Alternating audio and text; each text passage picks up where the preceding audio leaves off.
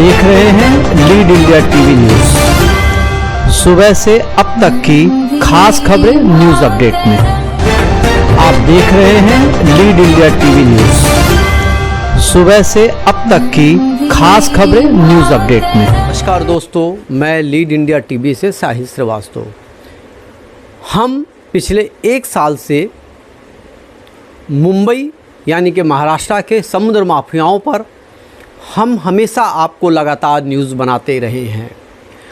इन माफियाओं के पीछे इनकी जितनी न्यूज़ें हमने बनाई है उस पर कभी कभी कार्रवाई तो होती है, लेकिन वो कार्रवाई खाना पूर्ति होती है।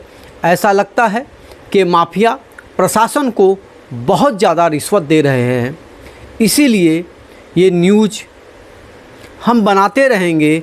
तब तक ये अभियान जारी रहेगा जब तक कि ये माफिया इस तरह के कारोबार को ख़त्म नहीं कर देते। पुलिस प्रशासन हो या समुद्र की पुलिस हो या रायगढ़ ज़िले की पुलिस हो, ऐसा क्या है कि इन माफियाओं पर कोई लगाम नहीं लगती है, जबकि देश आज आतंकवाद की छाया से जूझ रहा है। और ये आतंकवाद समुद्र के रास्ते पहले भी हिंदुस्तान मुंबई पर अटैक हो चुके हैं। अगर हम अपने समुद्र की सुरक्षा नहीं कर पाएंगे तो निश्चित ही मुंबई जैसे एक बड़े अटैक की कल्पना सच्चाई में बदल सकती है। अभी फ़िलहाल शायद पिछले सप्ताह एक इसी तरह से डीजल माफियाओं की एक जहाज़ पकड़ी गई और कहा जाता है, हमारे विशेष सूत्र बताते हैं कि उन जहाज़ को एक छोटे से केस में बनाकर तब्दील कर उन माफियाओं को रफा दफा कर दिया है। आज हमारे स्टूडियो में सिटीजन कॉन्सेस फोरम यानी कि सीसीएफ के अध्यक्ष के कुमार जी आए हुए हैं। के कुमार जी ने लगातार इस अभियान को जारी रखा है। उन्होंने संकल्प लिया है कि जब तक इन माफियाओं का कारोबार ख़त्म नहीं हो जाता तब तक वो अपनी आवाज़ उठाते रहेंगे। अभी जो फ़िलहाल इन 10 दिनों में जो घटना घटी है उसी विषय पर मैं के कुमार जी से जानना चाहता हूं, और मैं इस चैनल के माध्यम से दर्शकों को और प्रशासन को और शासन को मैं ये बताना चाहता हूं कि यदि आप इन माफियाओं पर रोकथाम नहीं लगाते हैं तो ये अभियान जारी रहेगा। तो नमस्कार के कुमार जी। नमस्कार साहब। हम लोग बार बार ये न्यूज़ दिखाते आए हैं और हम लोगों का यही प्रयास रहा है कि प्रशासन जागे, क्योंकि ये देश की सुरक्षा के साथ बहुत बड़ा खिलवाड़ है। और इस खिलवाड़ में जो पुलिस जो भी आपने देखा कि एफआईआर बनते हैं, ये शायद इसमें धाराएं ऐसी प्रावधान नहीं है कि वही गंभीर धाराएं लगाए जाए। तो भारत सरकार से एवं महाराष्ट्र गवर्नमेंट से हमारा निवेदन है कि इस गंभीर विषय पे सरकार कुछ ऐसा कानून लाए जो इसमें इनको कठोर से कड़ी सज़ा मिले और दोबारा ये ऐसा हरकत ना करे। तो ये देश के सुरक्षा से, राष्ट्रीय सुरक्षा से जुड़ा हुआ ये मुद्दा है, इसको यूं ही हवा में ना लिया जाए। अच्छा के कुमार जी, एक साल से हम लोगों ने कई बार इस पर एक अभियान आपने चलाया है। जी। ऐसा क्या होता है कि अभियान हमारा चलता है, कुछ अपराधी पकड़े जाते हैं, छोड़ दिए जाते हैं, तो इसके बीच की जो गणित है वो क्या गणित है? वो नहीं, देखिए जो पुलिस प्रशासन है वो तो पकड़ना ही नहीं चाहती है। अच्छा। लेकिन उनकी भी मजबूरी है कि आईवास करने के लिए, ऊपर वालों को दिखाने के लिए छोटे मोटे केस उनको बनाते रहना पड़ता है, और जिससे ये पैसा लेते हैं उन्हीं को ये कहते हैं कि भाई मुझे एक केस बनाने दिया करो। अभी 36/2024 येलो गेट पुलिस स्टेशन ने एक बोट को पकड़ा, जो मेरे सूत्र बताते हैं कि इसमें क्वांटिटी बहुत ज़्यादा थी, बट कम क्वांटिटी दिखाया गया ताकि टेबल जामीन हो और छूट जाए। अच्छा, डीजल हाई स्पीड डीजल थी इसमें, और खाना पूर्ति भी हो जाए और कहने को भी हो जाए कि पुलिस बहुत अलर्ट है और कार्रवाई कर रही है। और इसमें सबसे बड़ी बात है कि जो इसके मुख्य सरगना है, जिनका इसमें ये बहुत बड़ा स्टेक है, बहुत बड़ा इनका कारोबार है ये अवैध डीजल का, उसमें एक बड़ा नाम है लक्ष्मण वाल्मीकि उर्फ चेता। अच्छा। दूसरा नाम है इसमें कुणाल महात्रे। तीसरा है दिनेश गायकवाड़ उर्फ कड़िया।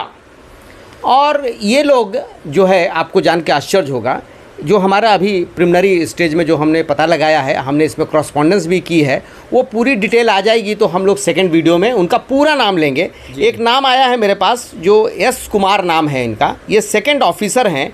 एक सप्लाई वेसल है जिसका नाम है सागर एनर्जी, अच्छा, ये इसमें कार्यरत हैं और इस सप्लाई वेसल से ये डीजल चोरी करते हैं, साथ साथ बेचते हैं इन लोगों को, स्मगलर्स लोगों को। साथ साथ इनके और भी बहुत सारे वेसल से, शिप से इनकी लिंक अच्छे हैं। अच्छा, ये भी हो सकता है कि डीजल के साथ साथ हथियार भी, आरडीएक्स भी आ सकते हैं। ऑफ कोर्स यही हो सकता है। जैसे आपने 1993 के ब्लास्ट के पहले देखा होगा कि जो भी स्मगलर्स लोग थे वो पहले चांदी स्मगलिंग के लिए कस्टम डिपार्टमेंट, पुलिस डिपार्टमेंट, जितने भी डिपार्टमेंट लगते थे उनको उन्होंने सेट किया, उनको पैसे वैसे देते थे। उनको ये लगता था कि ये चांदी स्मगलिंग कर रहे हैं, ये वाइट कलर क्राइम है। लेकिन थोड़े दिनों के बाद उन्होंने अपना असली रूप दिखाया, चांदी के पीछे उन्होंने आरडीएक्स लाया और अपना जो मकसद था देश को बर्बाद करने का हमारा, वो उसमें कामयाब हो गए। ठीक है, आज ये डीजल स्मगलिंग का रूप दिख रहा है इनको, कल इसी का भयावह रूप होगा जो पूरी देश और पूरी दुनिया देखेगी। देश को भुगतना पड़ेगा। जी हाँ, भुगतना पड़ेगा। और तब शायद ये पुलिस प्रशासन किसी के मुंह दिखाने के काबिल नहीं रहेंगे, ये इसके काबिल नहीं रहेंगे। मैं फिर आपके चैनल के माध्यम से आप भारत सरकार को, महाराष्ट्र गवर्नमेंट को ये बताना चाहता हूँ कि साहब इसमें जल्द से जल्द कोई कठोर कानून लाएं ताकि इसमें जो सक्रिय माफिया लोग हैं उन पे कड़ी से कड़ी कार्रवाई की जा सके, ताकि इस तरह के एक्टिविटीज़ पूरी रूप से बंद होना चाहिए। जी हाँ, ये हम लोगों का एक अवेयरनेस प्रोग्राम है। आप देखिए, आप जनता भी चाहिए कि वो जिला प्रशासन को बार बार इस मैटर के में अलर्ट करते रहें और बाकी जो एजेंसीज़ हैं पुलिस को छोड़ के वो भी मुस्तैदी से काम करें।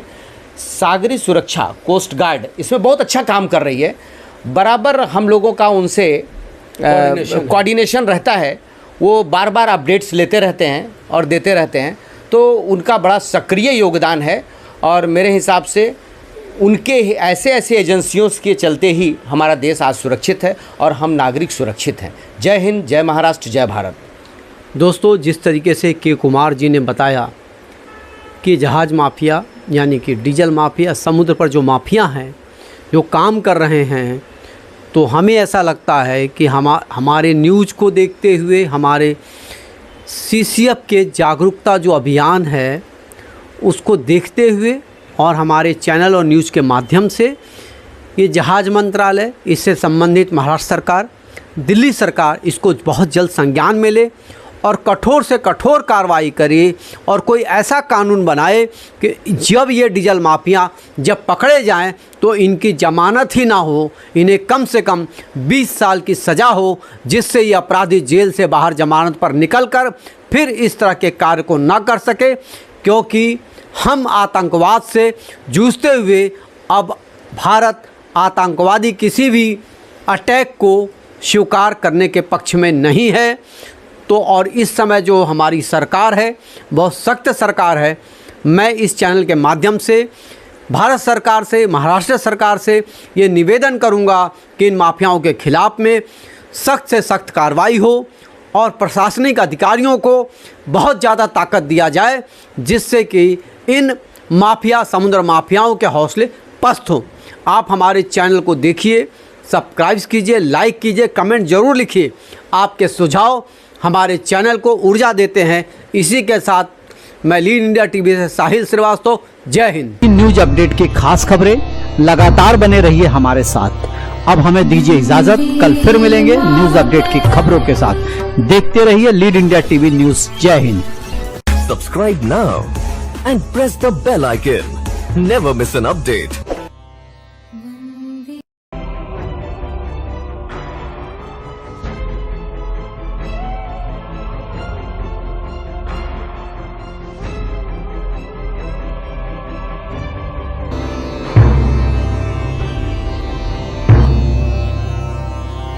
वन्दे मा